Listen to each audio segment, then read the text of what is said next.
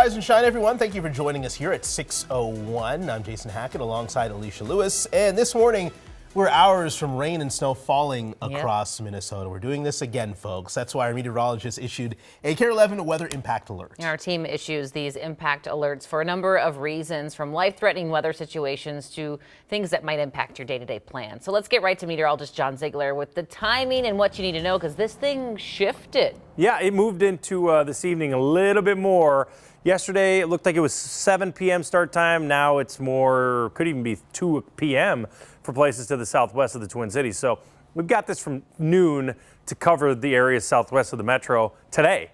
And that goes until 6 p.m. on Wednesday. So we're going to keep it throughout the day because, well, our viewing area is going to see a whole bunch of everything. Snow today for everyone, then mix here overnight, and then rain during the day on Wednesday. Rain will save you. It'll at least save the road. So you got to be prepared for shovels and Brainerd. I've been looking at you guys. You're the bullseye. I'm not sure you want that, but if you do, great. The umbrellas are going to be needed for everyone else. This is all brand new this morning. Last night, this whole area was a watch. So who got the warning? Well, again, the winter storm warning got issued until 7 p.m. on Wednesday. And that's really from areas like Malacca north. You got to get just north of St. Cloud, Little Falls, up to Brainerd, and then that's your bullseye there, Brainerd over to Grand Rapids. The advisory, that's going to be Wilmer over to St. Cloud, not the Twin Cities.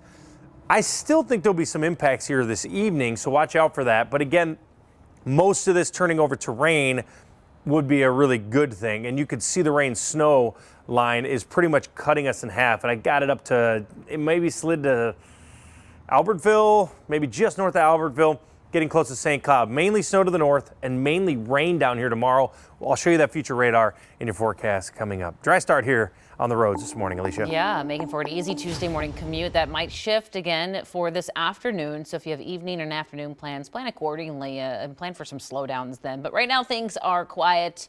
No reported crashes from MnDOT 1, just cleared your 35W. We'll give you a look though, 35E in the South Metro near Yankee Doodle Road. This is for folks waking up in Eagan. Good morning to you there. Again, no crashes to slow things down just yet. Well, let's get right to breaking news right now. St. Paul police investigating a deadly stabbing overnight. Yeah, we just heard from police in the last 2 hours. They say a man was found dead near Harding High School at around 11:30 last night. Here's a map of where that scene unfolded near 6th Street East and North Etna Street. Our Audrey Russo's live at police headquarters with some new details about what happened. Audrey, good morning.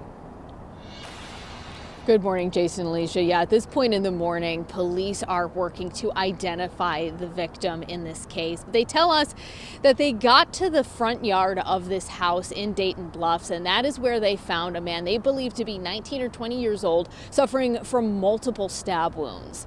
It happened around 11:30 last night, and police tell us it was a 911 call that directed them to the 1400 block of 6th Street East. Now, when I asked if it was the victim himself who placed that 911 call, they said that they're still trying to figure that out. They're still very early on in their investigation. They did bring the victim to Regions Hospital where he died from his injuries. So now officers have to ask neighbors for surveillance video, what they may have heard or witnessed. They're also asking for help from the general public. Take a listen. We are asking the community if anyone knows anything to please give our homicide unit a call at 651-266-5650. Again, at this point in the morning, police are working with the Ramsey County Medical Examiner to identify the victim. This is the second homicide in St. Paul for 2025. Back to you. All right, Audrey Russo with the latest from the police department. Thank you so much. We're also following breaking news out of Rochester. Around 11 last night, we learned a woman died after a house fire on 49th Street. When crews arrived, they found a single-story house on fire and a woman near the front. She later died in the ambulance. Investigators are working to figure out what caused the fire.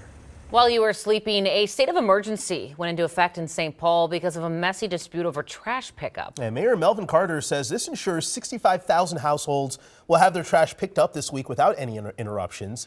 This comes as FCC Environmental Services takes over waste collection starting this morning. This is a live picture right now from FCC's new dispatch center on Randolph in the West 7th neighborhood. The site is facing pushback right now. Neighbors in the area are worried about the number of trucks that will be driving in and out of the nearby neighborhood. The emergency declaration temporarily lifts zoning restrictions for the site for the next 3 days. Mayor Carter is urging the city council to extend the declaration for 90 days so the city can work through the zoning disputes. The council is expected to make a decision tomorrow. All right, 6:06 is your time this morning. A crucial vote is happening in Wisconsin today. In less than 60 minutes from now, the polls will open and voters will begin deciding who controls the Wisconsin Supreme Court. They will choose between Liberal candidate Judge Susan Crawford and conservative Brad Schimmel. Already more than 650,000 voters across Wisconsin have cast their ballots. This race is grabbing national attention and also shaping up to be one of the most expensive judicial races in American history. We'll take you live now to the U.S. Capitol, where Democratic Senator Cory Booker is going on hour 12 now of his marathon speech. He's been talking for 12 hours. I can't even imagine. Wow. And he's still awake and alert. He started speaking at 6 o'clock last night, all in protest over President Trump's actions. The New Jersey senator says the nation's in crisis and says he's planning to disrupt normal Senate business for as long as he can. We'll continue to check throughout the morning, but he's been going for 12 hours and counting. Certainly a marathon. Wow. So we have more information about that shooting on I-94 we told you about on Sunrise yesterday morning. Police say they found a man inside of a car on 94 eastbound just after midnight yesterday. They took him to the hospital with serious injuries. We also know a woman in the same car was not hurt. Authorities are still searching for a suspect, and there's no word on what led up to the shooting. Well, this morning, the Final Four is set for both the men's and the women's NCAA tournament, and Minnesota's own Paige Beckers is trending for good reason on social media. She led the charge with UConn Huskies, taking down USC last night, 78-64. Fresh off scoring 40, a career high for her, Paige dropped 31 last night. She's just dominant.